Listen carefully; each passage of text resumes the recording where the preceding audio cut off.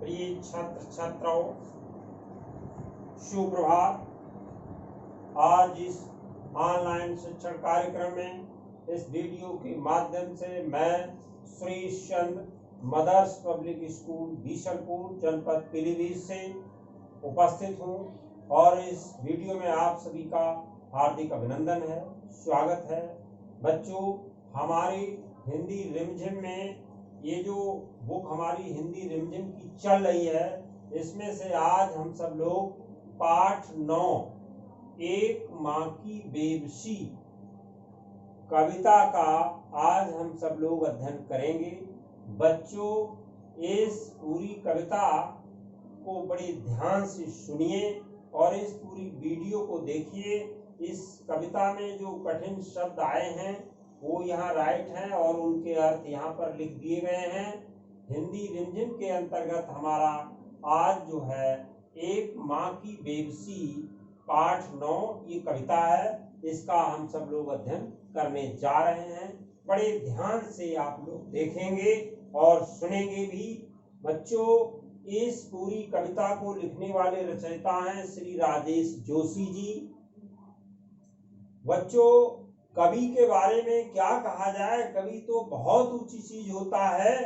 अगर ये नदी के तट पर बैठ जाए तो पानी की हिलोरों के बारे में क्या लिख दे, और ये पर्वत पर बैठ जाए तो ऊंचाइयों के बारे में क्या क्या लिख दे, कुछ कहा नहीं जा सकता। कवि कलम से क्रांति मचा देते हैं। बस यही तो कवि के कमाल होते हैं।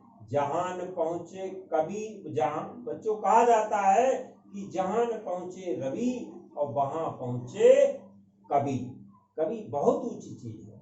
इसलिए बच्चों, ये जो रचयिता हैं, इस पूरी कविता की रचना करने वाले, जिन्होंने बड़े प्रयास से इसको लिखा है, उनका नाम है श्री राजेश जोशी जी, जिनका नाम है राजेश जोशी जी। बच्चों, इनका जन्म 18 जुलाई को सन 1946 ईस्वी को ये नरसिंहगढ़ मध्य प्रदेश में हुआ था। बच्चों, ये उच्च कोटि के कवि और लेखक भी हैं, लेखक भी थे। ये उच्च कोटि के कवि थे, लेखक भी थे। इन्होंने कई कविताएं, कई पुस्तकें, रचनाएं करके इन्होंने हिंदी साहित्य के क्षेत्र में बहुत ही प्रसिद्धि पाई है।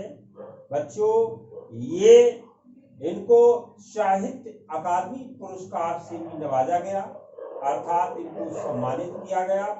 इन्होंने कई प्रकार की पुस्तकें लिखी, जैसे 2 पंक्तियों के बीच, नेपथ्य में हंसी, ऐसे तमाम कविताओं को, पुस्तकों को, रचनाओं को लिख करके हिंदी साहित्य के क्षेत्र में अपना महत्वपूर्ण योगदान दिया है।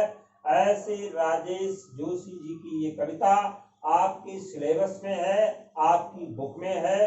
आज हम सब लोग इनकी कविता रीड करने जा रहे हैं, पढ़ने जा रहे हैं। इस पूरी कविता का भाव क्या है थोड़ा सा बताना चाहूंगा।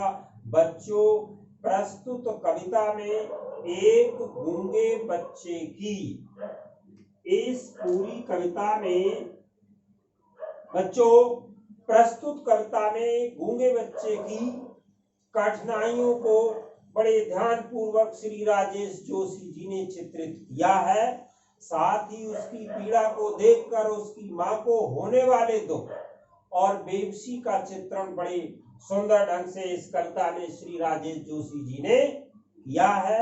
अर्थात कविता के द्वारा कवि ने इस प्रकार के लोगों के प्रति सहानुभूति भी प्रकट की है इस पूरी कविता में। अब बच्चों, मैं एक एक लाइन को पढ़ता हूं, आप अपनी बुक में देखिए।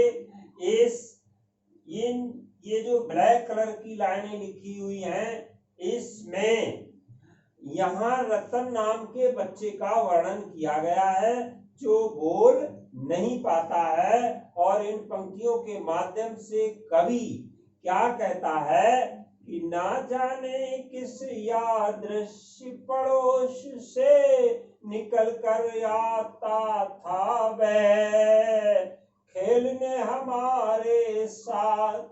रतन जो बोल नहीं सकता था, खेलता था हमारे साथ, एक टूटे खिलौने की तरह, देखने में हम बच्चों की तरह, था वह भी एक बच्चा।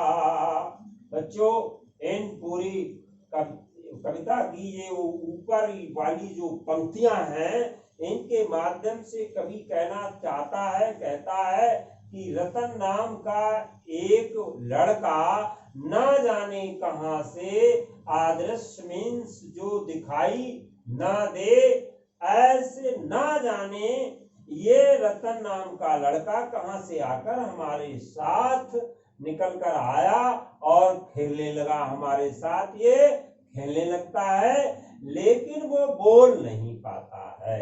ये बच्चा हमारे बोल नहीं पाता है, हमारे पास खेलता था हमारे साथ एक टूटे खिलौने की तरह, और इस कारण हमारे साथ खेलता हुआ ये एक टूटे खिलौने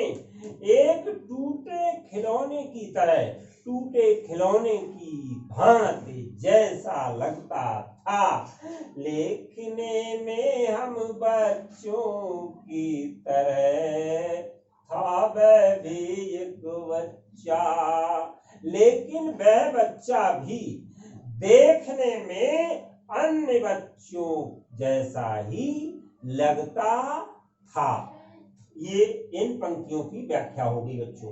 अब नीचे की पंक्तियां देखिए, लेकिन हम बच्चों के लिए एक अजूबा था। अजूबा का अर्थ होता है अद्भुत।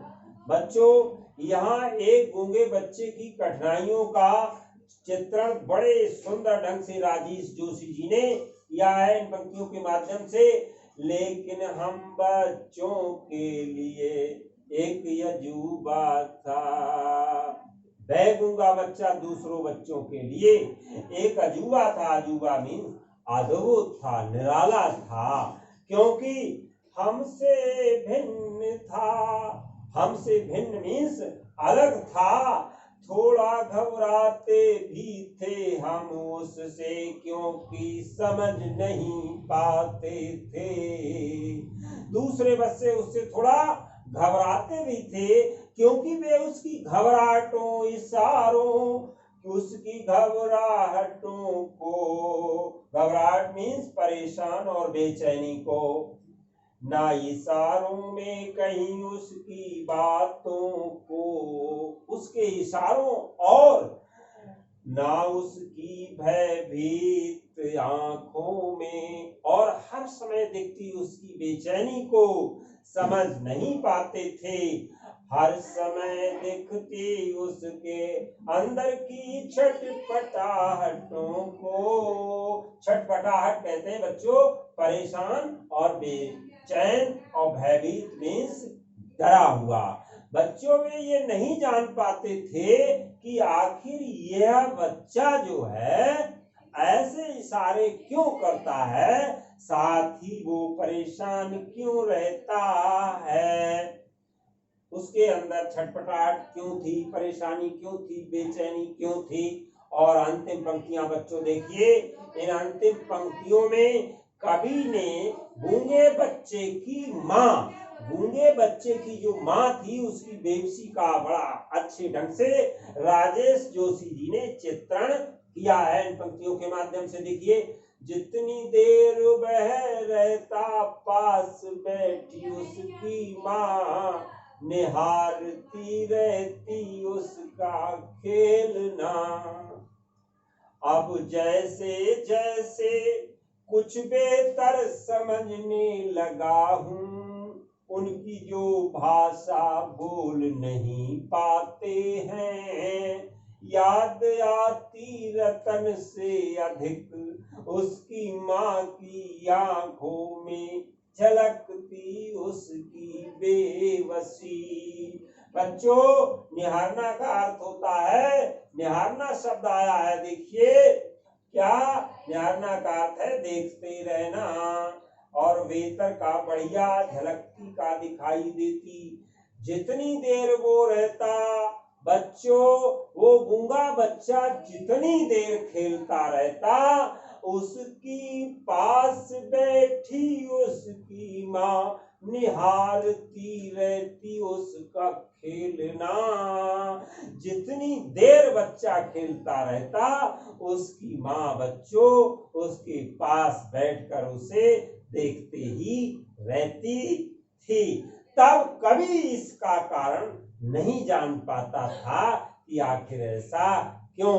लेकिन अब जब वो गूंगे लोगों के दर्द अब जैसे जैसे कुछ बेहतर समझने लगा हूँ, अब जब वो गूंगे लोगों के दर्द को समझने लगा है, तो उसके रतन नामक गूंगे बच्चे से ज्यादा उसकी माँ की आंखों में झलकती बेबसी, जो भाषा बोल नहीं पाते हैं, और उसकी माँ की आंखों में झलकती उसकी बेबसी, झलकती का अर्थ दिखाई देती, और बेबसी का अर्थ परेशानी, और भिन्न का अर्थ अलग।